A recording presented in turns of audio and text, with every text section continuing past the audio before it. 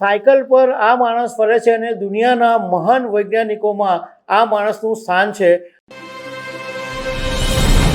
આજે સંપત્તિ અને દેખાડા ભરી દુનિયાની અંદર કોઈ એક માણસ એવો પણ છે કે જેને કરોડો રૂપિયાનો પુરસ્કાર મળ્યો, પરંતુ એણે જે એનું જીવન છે એ સાદગીથી જ હતું અને ઇનામ મળ્યા પછી પણ સાદગીથી જ એમનું જીવન ચાલે છે. સાયકલ પર આ માણસ ફરે છે અને દુનિયાના મહાન વૈજ્ઞાનિકોમાં આ માણસનું સ્થાન છે અને આઈઆઈટીયન છે. તો આના વિશે હું તમારી સાથે વાત કરીશ. મારું નામ રાજેશ શાહ છે અને તમે જોઈ રહ્યા છો ગુજરાતના સૌથી મોટા ડિજિટલ ન્યૂઝ પ્લેટફોર્મ ખબરછે.com. તમે જો કોઈક વાર પ્રયાગરાજની અંદર હરીશચંદ્ર રિસર્ચ ઇન્સ્ટિટ્યૂટમાં મુલાકાત લેવા માટે જાઓ તો કદાચ કોઈ એક વ્યક્તિ તમને સાયકલ પર ફરતો દેખાય, કેમ્પસની અંદર ફરતો દેખાઈ શકે છે અને એ માણસ એકદમ સાદા કપડાં પહેરેલા હશે. તો તમને કદાચ વિશ્વાસ પણ નહીં આવે કે આ જે માણસ સાદા કપડામાં સાયકલ ઉપર ફરી રહ્યો છે એ વિશ્વના મહાન ભૌતિક શાસ્ત્રીઓમાંના એક છે અને એ માણસ અબજોપતિ છે. તમે એમની જ્યારે વિનમ્રતા વિશે જાણશો ત્યારે એમ થશે કે આવા માણસો પણ દુનિયાની અંદર છે.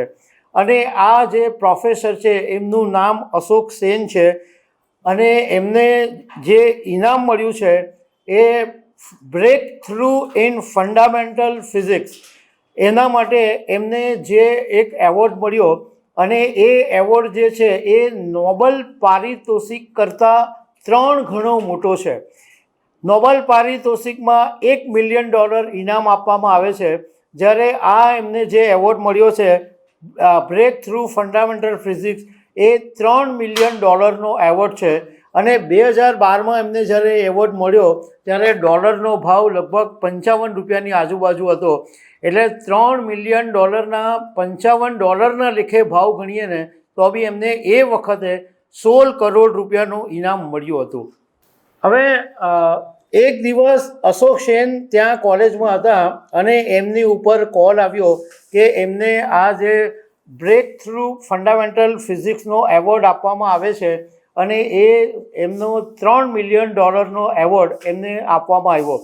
ત્યારે ઘણા બધા લોકોને એવું હતું કે અશોક સેન છે એની જિંદગી હવે આખી બદલાઈ જશે. એમ બધાને એમ હતું કે અશોક સેન પણ હવે વૈભવી જીવન જીવશે, કાર ખરીદશે, મોંઘા મોંઘા કપડાં ખરીદશે, સારું એવું ઘર ખરીદશે, પરંતુ એવું બન્યું નહીં.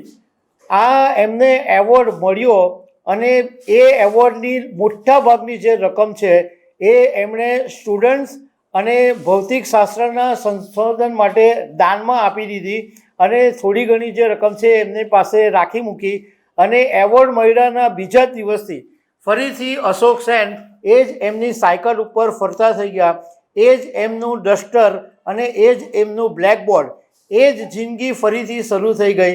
તો બધા લોકો ચોંકી ગયા કે આ કેટલો મહાન માણસ છે કે આટલા કરોડો રૂપિયા પછી પણ કોઈ પણ એવી એનામાં એવું એ નથી આવી, દેખાડો નથી આવ્યો કે એમણે સંપત્તિ આટલી બધી હાથમાં આવી છે એમ છતાં પણ એમને કોઈ જ ફરક નથી પડતો. તમને અશોક સેન વિશે થોડુંક જાણવામાં પણ રસ પડશે કે આ વ્યક્તિ છે કોણ.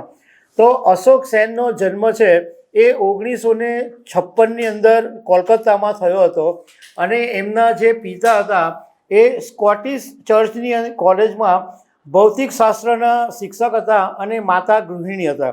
અશોક સેન બાળપણમાં કોઈ પ્રતિભાશાળી બાળક નહોતા, એટલે કોઈ ભણવામાં એમને કોઈ એટલો બધો ઇન્ટરેસ્ટ હતો નહીં, પણ એમનામાં એક વાતનો એમને ઇન્ટરેસ્ટ હતો અને એ હતો જિજ્ઞાસાનો. વધારે જાણવાનો એમને હંમેશા રસ હતો અને 11 ધોરણ સુધી બંગાળી માધ્યમની શાળામાં ભણ્યા, બોર્ડની પરીક્ષા પણ બંગાળી ભાષામાં જ આપી અને એ પછી કોલેજમાં ગયા તો ભૌતિક શાસ્ત્રના જે જવાબો હતા એ એમને અંગ્રેજીમાં આપવાના હતા. સીધું માતૃભાષામાંથી અંગ્રેજી ભાષા આવી ગઈ, પરંતુ એમને શરૂઆતમાં મુશ્કેલી જરૂર પડી, પણ એમણે એટલી બધી મહેનત કરી અને એ અંગ્રેજી ભાષાની જે સમસ્યા હતી એ એમણે દૂર કરી દીધી. એ પછી કોલકાતાની પ્રેસિડેન્સી કોલેજમાંથી ગ્રેજ્યુએટ થયા અને ત્યાંથી આઈઆઈટી કાનપુરમાં ગયા અને ઉચ્ચ અભ્યાસ માટે વિદેશમાં ગયા અને ત્યાં એમણે અમેરિકામાં પીએચડી કર્યું અને ફર્મી લેબ અને સ્ટેનફોર્ડ જેવી યુનિવર્સિટીમાં એમણે રિસર્ચ કર્યું. હવે આટલું બધું એમનું જે એજ્યુકેશન હતું એ જમાનાની અંદર એવું લોકો કહેતા કે જો તેઓ આટલું બધું એમણે જે હાયર એજ્યુકેશન મેળવ્યું છે એ જોતા અમેરિકામાં બહુ જ સારા પગારની એ નોકરી કરી શક્યા હતા, એકદમ આરામદાયક જિંદગી પણ તેઓ જીવી શક્યા હતા. પરંતુ અશોક સેન પહેલેથી એમને ભારત પ્રત્યે ખૂબ જ પ્રેમ હતો અને એ દેશ પ્રેમને કારણે વિદેશમાં અઢળક રૂપિયા મળતા હતા છતાં પણ તેઓ ભારતમાં પાછા આવી ગયા. ખાલી ત્યાં ભણ્યા, પરંતુ કોઈ બીજો માણસ હોય તો એમ વિચાર કરે કે ખાલી 10 વર્ષ જો વિદેશમાં રહેતે તો અબજો કરતાં વધારે કમાણી કરી શકતે, પરંતુ તેઓ પાછા આવી ગયા અને 1980ના દાયકામાં ટાટા ઇન્સ્ટિટ્યૂટ ઓફ ફંડામેન્ટલ રિસર્ચમાં તેઓ જોડાયા અને એ પછી 1995માં પ્રયાગરાજમાં હરિશ્ચંદ્ર રિસર્ચ ઇન્સ્ટિટ્યૂટની સાથે તેઓ જોડાયા. હવે તમને એમ થશે કે એમને એવોર્ડ શેના માટે મળ્યો?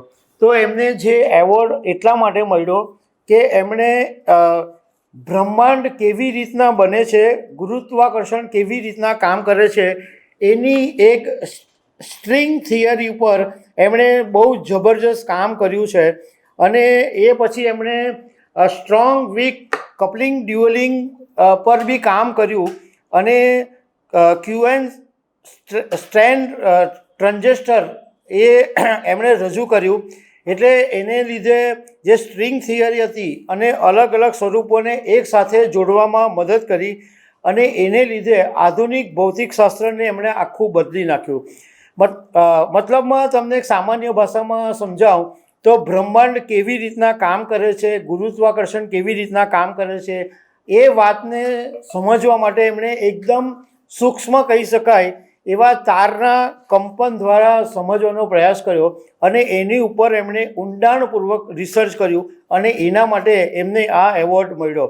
એટલે મોરલ ઓફ ધ સ્ટોરી એવી છે કે તમારી પાસે ગમે એટલા રૂપિયા આવી જાય તો તમારે છકી જવાની જરૂર નથી. આવા પણ માણસો છે કે એમના માટે રૂપિયા એટલા બધા મહત્ત્વ નથી, પરંતુ સાદગી અને જે કામ છે એમાં ઊંડા ઉતરવાની એમની વિચારધારા છે. તો દર્શક મિત્રો, આવી અનેક વાતો સાથે અમે તમને મળતા રહીશું. આભાર.